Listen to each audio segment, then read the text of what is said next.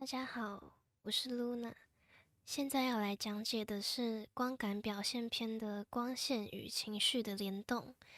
那我这边准备了一张草稿，这9个头都是一模一样的，但是我们等一下会使用不同颜色的打光，营造出不同的感觉。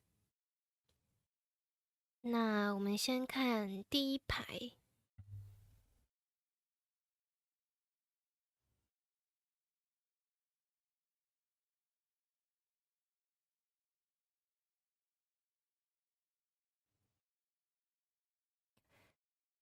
这一排全部都是偏暖色的光。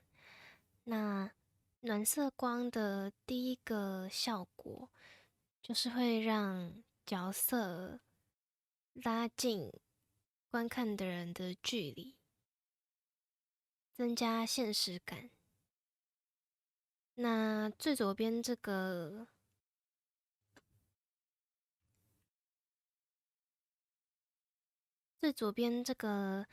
偏黄偏日常的暖光，会让人很自然的联想到室内的灯光啊，或是白天、下午，这种光会让角色看起来很日常，然后比较安全，比较偏正常的一个光。那即使这个角色没有什么表情，也会给人一种日常温馨的感觉。那这种光比较常用在日常插画或是生活场景。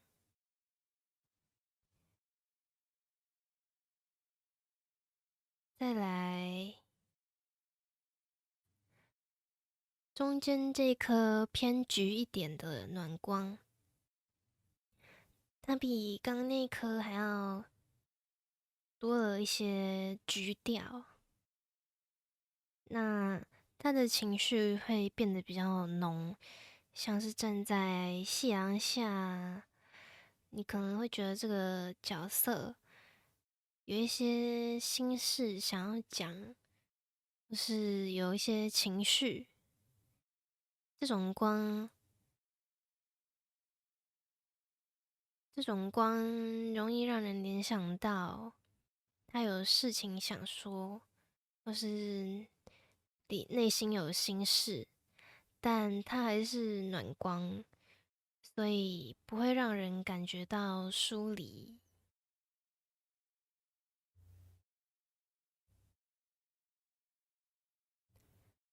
那右边这一颗就开始有点偏粉紫，有点像梦境里面的感觉。那这时候角色就会开始不像在自然的光线下，会给人一种不现实的感觉。你可能会觉得，这个是在粉紫色的夕阳下，或是某个人带有滤镜的回忆里，或者是谁的梦境里，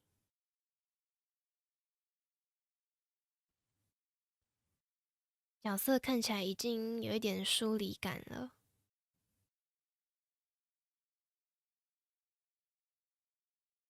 那接下来我们看第二排。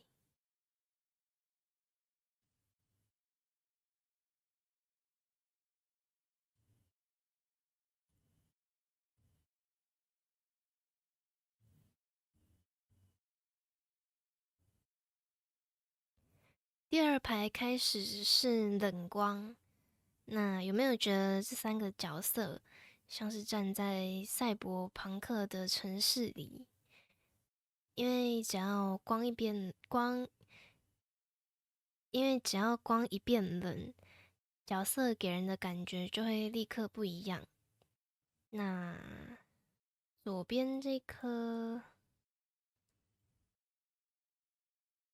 左边这颗偏蓝紫色的冷光，这种光会让角色看起来偏离现实，然后让人没办法轻易靠近他的感觉。观众可能会觉得他这个人有点冷漠，或是不好亲近。这种光比较适合用在夜晚呢，还有情绪比较收敛的角色，还有个性比较防备的状态。那中间这一颗又更偏蓝一点点，所以他的情绪会被再压得更冷一点。他会看起来有一点冷静、疏离、神秘的感觉，或者是可能在整理自己的情绪啊，画面会变得很安静，像是跟上面这个对比，都是同一个人嘛，你可能会觉得看完上面这个，再看下面这个蓝色，就像是平常很温暖的一个人，他突然露出了不为人知，然后暗黑的一面。那右边这颗偏蓝绿的冷光，这一颗光就会开始让人觉得偏离现实，然后第一眼看过去不太舒服。它会让人在情绪上联想到，疲惫或者是压力。这种光比较适合用在角色的状态不是很健康之类的。那也有例外，像是水族馆，就是这种蓝绿色的光嘛。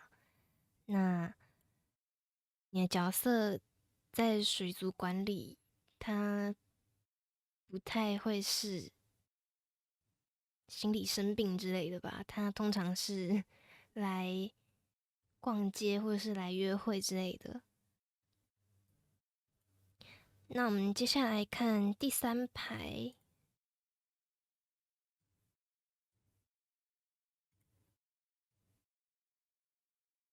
嗯，怎么突然画面跑掉了？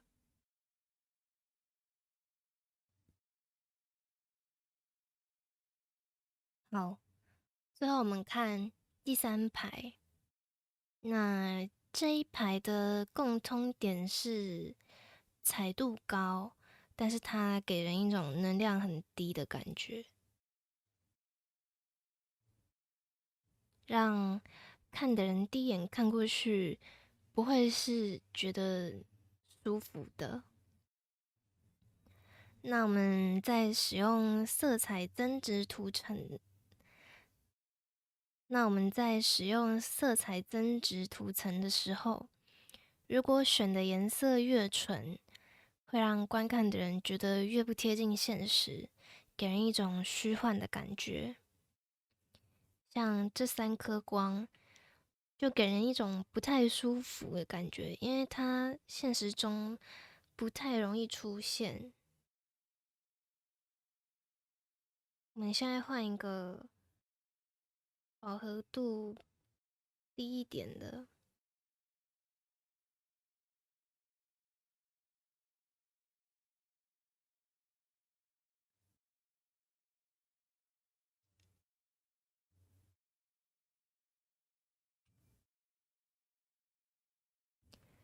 大家有没有觉得舒服多了？因为饱和度比较高的颜色，会让我们在看的时候觉得很疲惫，看久了眼睛会很疲惫，有一种不贴近现实、恶心的感觉。那左边这颗呢？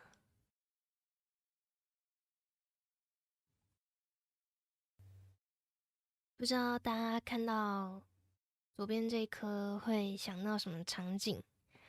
那我自己是觉得很像什么世界末日，或是丧尸占满了整个世界之类的。反正给人不是很正面的感觉。所以这种绿光我们平常也比较少画。那不知道大家还记不记得我们上一章讲过树荫光怎么画？那我那时候说的好像也是用绿色的颜色画嘛，我们用色彩针质涂层，然后选择绿色画。那个绿色跟这个绿色有一个不太一样的地方。我们那时候选的绿色是黄绿色，它是在这附近的，而且我们选的是偏灰的。这样，我们只要加上一点点黄色，这个图是不是看起来就很正常？然后再帮它打个光，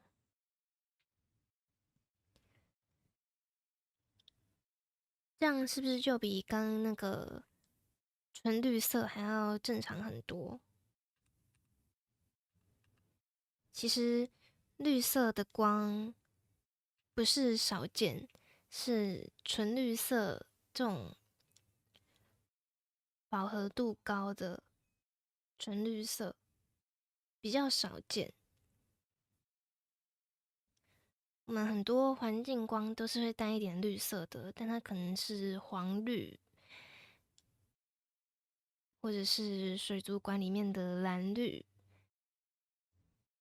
但就不太会是用纯绿色画。那我们看这一颗，它比刚刚的纯绿还要多了一点黄，但是因为它的饱和度也比较高，所以一样是给人一种不贴近现实的感觉。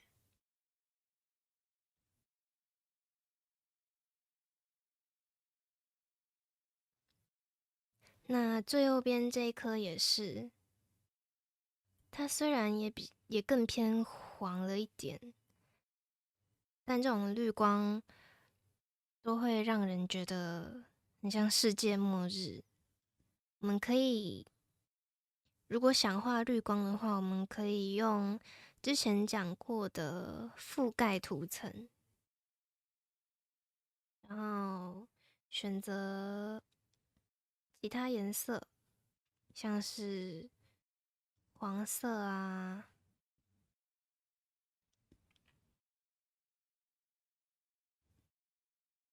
橘色啊这种。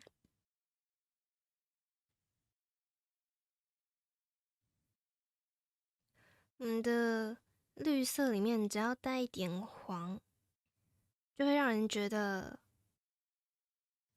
比刚刚贴近现实很多。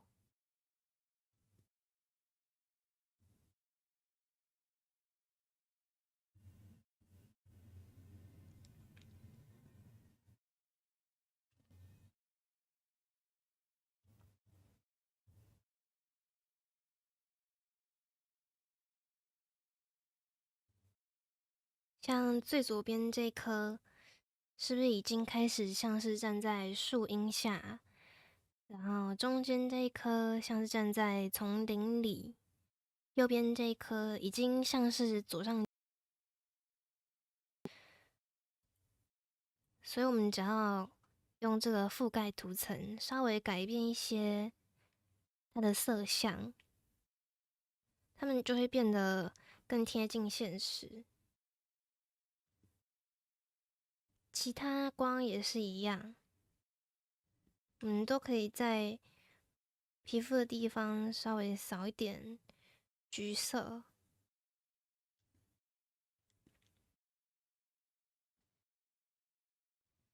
角色看起来就会更贴近现实，然后更有透明感。